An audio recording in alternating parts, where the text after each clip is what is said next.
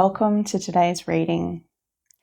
I've got the Arcane Tarot. I want to get a picture of what is on Collective's mind right now. I'm feeling this tension, energy, this anxiety, tense, just a bit yuck, honestly. I just want to see what is it that's on your mind? What is it that's happening in your life right now that's causing you anxiety?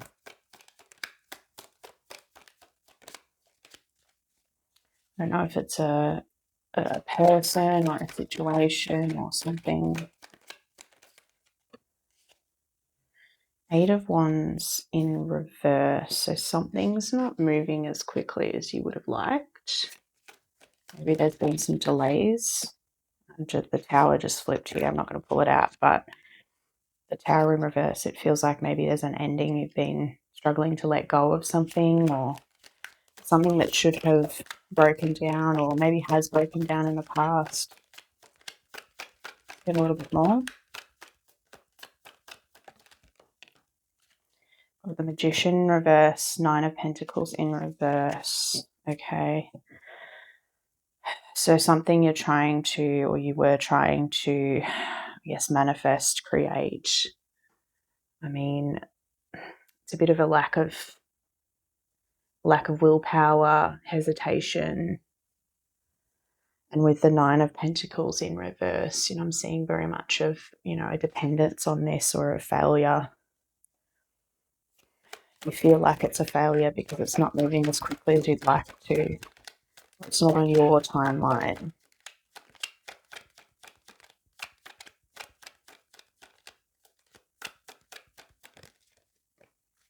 Okay, Hierophant at the end. And the Hanged Man. Okay. So with the Hanged Man and the Hierophant, I do feel like maybe you're getting a little bit of a different perspective on this situation than you've had in the past. And maybe you are trying to see things from different perspectives. And with the Hierophant here, I see, I guess you're following your, potentially reaching, you're watching tarot obviously, but reaching out to more spiritual and using more of, or trying to learn more of those traditional pathways to get answers, getting advice from people, who know what they're talking about. I guess trying to work on yourself and your spiritual journey. I just want to confirm who is Collective. So this is the situation. Who are you? How do you shine? How do you shine to universe? Who is Collective?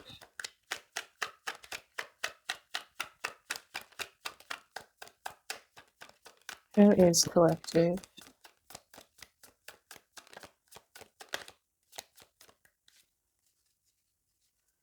Who is Collective? Okay. So I've got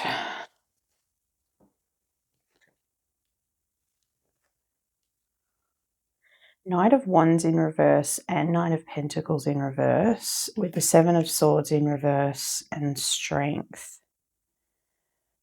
I feel like, so Knight of Wands in reverse tends to be very much of like the bit of impulsive, reckless. He's a bit of a player, comes and goes when he wants to. Just not the greatest energy, very charismatic, but just very impulsive. The Knight of Pentacles in reverse as well is about, reluctance, being stagnant, unproductive, lazy, maybe slowness. Again, that's that energy there. And the Seven of Swords in reverse is around, honesty, truth, confessions, and accountability. So I feel that you're overcoming some of these situations with your inner strength. You're someone who maybe used to put up with this kind of energy where someone would come and go whenever, and you'd just be available, for whatever they wanted, whatever they needed, but they weren't putting in any effort. You used to put up with that. That used to be something that you would put up with, and you're very much in the mind of, no, I want accountability, I want honesty, and I'm going to stand in my strength. I'm going to be myself. I have that inner strength to tame my inner lion. And maybe there were aspects of this too where you were, a little bit non-committal or something that's drawn you to these kinds of people. But I feel you're coming out of this.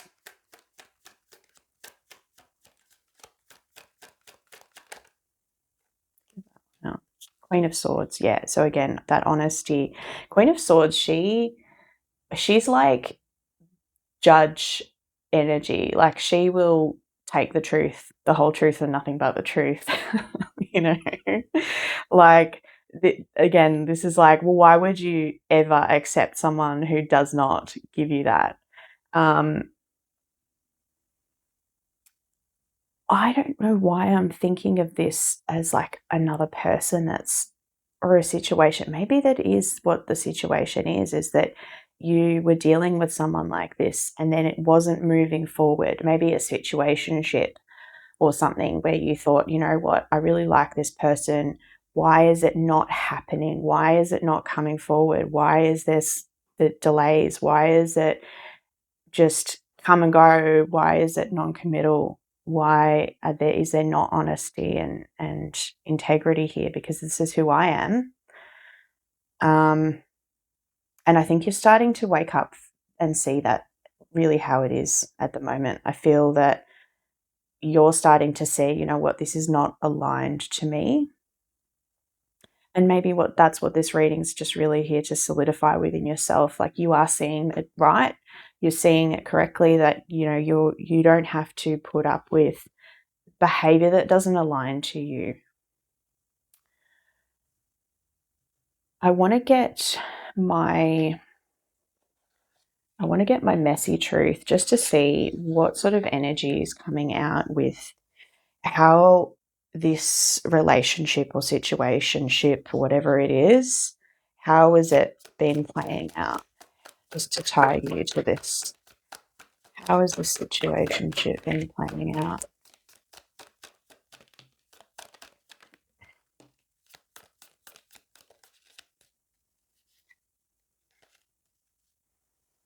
Okay. So you never showed up, absent effort, emotionally unavailable, done trying. Muted, not moved on, hiding feelings, fake calm, still hurting. I choose me, self-love, emotional maturity, clean break. I literally just said this, didn't I? Like, this is what I feel is the energy of, like, you just weren't putting in the effort. You're emotionally unavailable, and I'm done giving you my energy. And maybe this is where that tension and anxiety, you're like, am I being too harsh? Am I being the Queen of Swords in reverse and being too harsh and judgmental? No, I don't think so. I don't think so. I think you choosing yourself, this energy is not aligning to you. That's okay. That doesn't mean this person's a bad person. They're just not committing to you. They're not on the same wavelength. You are energy. You are at a higher vibration than this person. You need to just focus on you and your spiritual journey. This person has other lessons they need to learn, let them learn their lessons, right? I really want to see what archetype you are. And I've got this cute little pocket box for the archetypes deck. I'm just going to pull a couple. So how does the universe see collective? How does the universe see collective? How does the universe see? Well, that's too many. How does the universe see collective? Oh, okay. That is, again, too many, but like, let's go with these. Okay.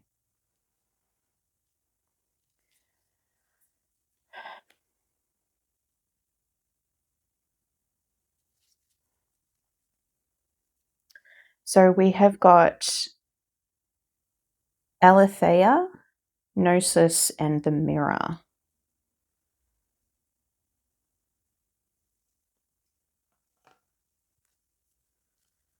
Got to find these in this little book.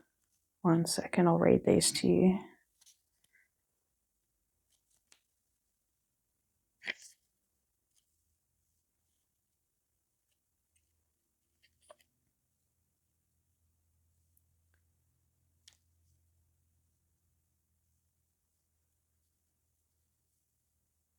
I'm going to start with the Mirror. That's easier to find for me. Okay, where is it? There it is. Okay. So with these archetypes, there's when in light, which means when you're, shining in your authenticity and you're, in a good place, a good vibration.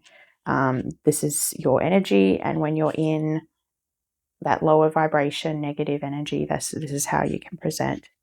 So when in light, witnessing the deeper self, pure awareness. When in dark, narcissism, comparison, harsh edges.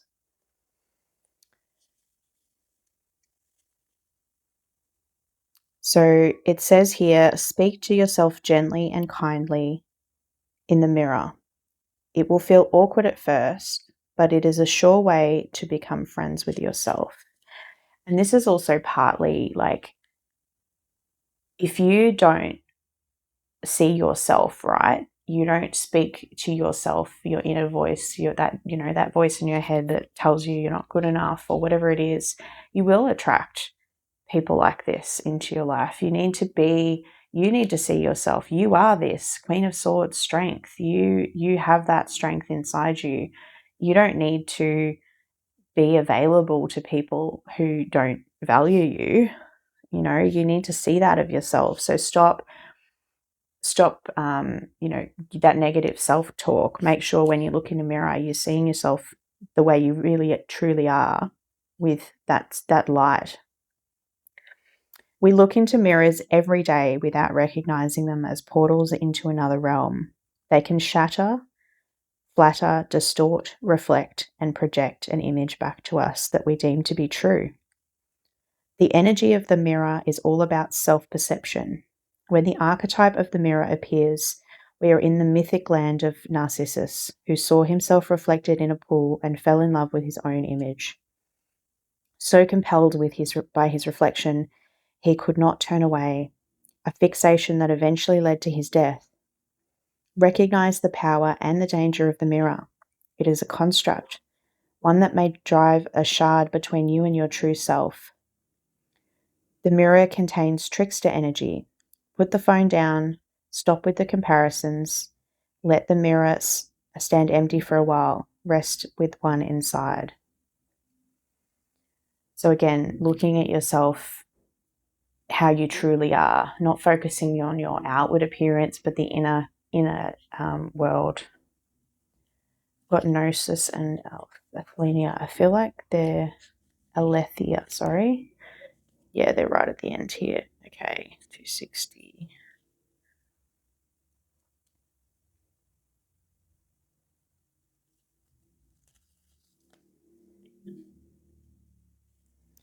So when in light, Gnosis is contemplating the mystery, unanswered questions. When in dark, over-intellectualizing, which sometimes Queen of Swords can do, and literalizing, asking others, so seeking from outside of ourselves. So again, this is also with tarot. Sometimes you can be overwatching tarot, seeking guidance from outside of yourself, when really you need to be looking within. You have got that spiritual connection within you. You don't need to go outside for that. True knowledge is not found in facts and figures, in scholarly books, or in library shelves. Rather, Gnosis points to the deep and timeless archetypal wisdom that rises from the felt experience of having touched the unknown with every one of the senses. Those who are drawn to Gnosis find themselves in esoteric studies, likely involving mysticism, alchemy, healing, or perhaps science. Knowing is their calling. And again, Hierophant, Queen of Swords, this is you. You've got that knowledge. You've got the will to seek knowledge. You want to learn, but from a spiritual perspective as well. Not knowing is their job description. No matter how far the alchemists take their studies, they come into the ultimate conclusion that facts slip towards mystery, and soon mystery results in facts. This card signifies a knowing, an inner knowing, that is life-changing. Once you experience it, you are forever changed and become a guardian of Gnosis. The eternal mystery is calling you. Study your passion in the deepest way available to you. That's beautiful. And Aletheia. When in light, clarity, revelation, disclosure. When in dark, distortions, gaslighting, excuses. And to me, again, I did deviate a little bit here with the Knight of Pentacles in reverse here, where you might have these aspects of some parts of you that are like this, and this just confirms that, where there are a bit of excuses, delays, maybe a bit of avoidance within yourself as well, that is attracting that to you. It is said that resonance of our voice changes when we speak in falsity. In this light, practice seeing truth as a vibration. Our soul recognizes the truth. Seven of Swords in reverse. When someone speaks it, a cool wave of relief washes over the room, and all facts and figures in the world fall by the wayside. Such is the power of Aletheia. It has an undeniable resonance that goes beyond the rational. We can also recognize Aletheia by its contagiousness. When we hear someone else speak the truth, we see the truth within ourselves and are more likely to tell our own story. The Aletheia card requires us to step towards an act of truth. This might look like a conversation, a gesture, a poetic act, or a ritual that honors the unveiling of what has been concealed. Reclaiming your own truth is a way to reclaim your vital energy, health, and a sense of belonging in the world. Truth has its own wings. Set it free. Again, I feel these just confirmed the tarot. There's very much aspects of all of these things in this tarot. So again, I feel you need to be potentially just reanalyzing your life from a different perspective, right? With the Hanged Man. Look at this as, okay, what aspects of me, what parts of me have these qualities? What parts of me need to be healed of these qualities so that I no longer attract this kind of situationship again, right? How can I more clearly stand in my spiritual truth, my honesty, my inner strength? How can I stand in this more and avoid these avoidant tendencies of mine? Is there some part of your life that you are avoiding? Is there something maybe in your life that you're putting off? Is there something you're delaying? Is there something you need to focus on? Maybe you're, working your 9 to 5 and you realize, no, this is not what my soul needs right now. I need to be learning. I need to be teaching. I need to be using my spirituality. I need to be growing. I need to be, whatever it is that you feel you're drawn to. That is where this is directing you to go. So forget about situationship there. Focus on you. I really want to get next just these shadow work cards The shadow work deck, it's got a lot of just tips and ideas of what might be hidden that you're not focusing on, or what is it that's holding you back. So I'd like to just get a bit of an idea for you. What is it that spirit wants you to focus on? And I feel like we've already touched on some points, but I just want to get a couple more of these just to close off this reading. What is it that spirit wants you to work on?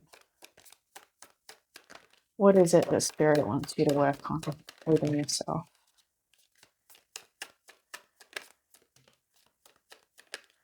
Okay. Okay, good. All right.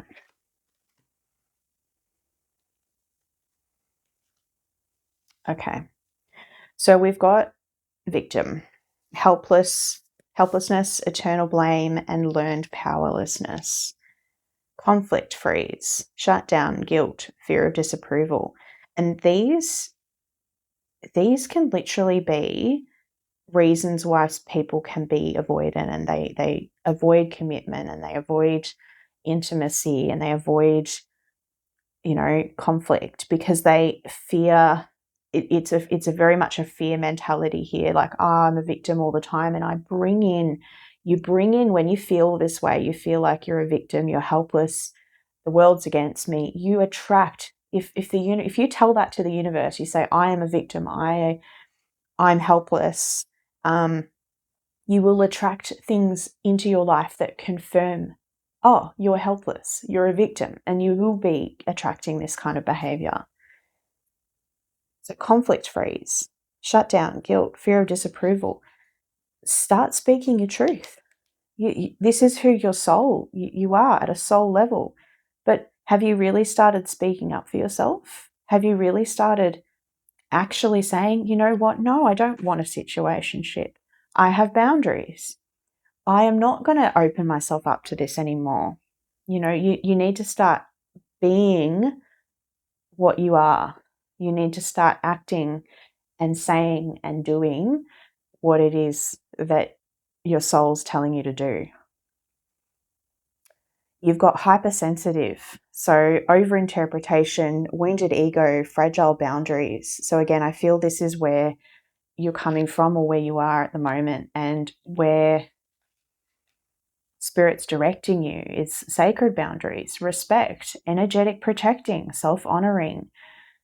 Energetic protecting, it's not just on an energetic level in terms of, meditating and, energy shielding and things like that. I mean, yes, there's depicted in the image here. Yes, you can literally focus on doing that, but it is also respecting yourself enough to say, use your words, use your honesty, say, you know what, no, this actually doesn't work for me. And who cares if that turns away these people? Because it will stop attracting these people. Any of these people who act like this, who are in this fear mentality, they're going to be repelled by anyone who's got power, anyone who's strength and honesty. And you're going to start attracting in people who are this, and they embody this. So again, focusing on, no, I'm not the victim. I have the opportunity and I have the power to change what's around me. You might get tests. The universe will test you. They'll bring people in like this just to see, have you learned? Have you learned to say no to this? Have you learned to say, you know what, I need clarity. I need a conversation. I need movement. I need commitment. Things like that. You need to speak up for what you need. Don't just go with the flow in the aspect of letting someone walk all over you because you've got fragile boundaries. You need to have that self-respect. Love yourself more than you love others. I know that was probably hard to hear, but you have got this. You are shining. Queen of Swords, strength. Remember that. And Hierophant here. All right. Have a beautiful day.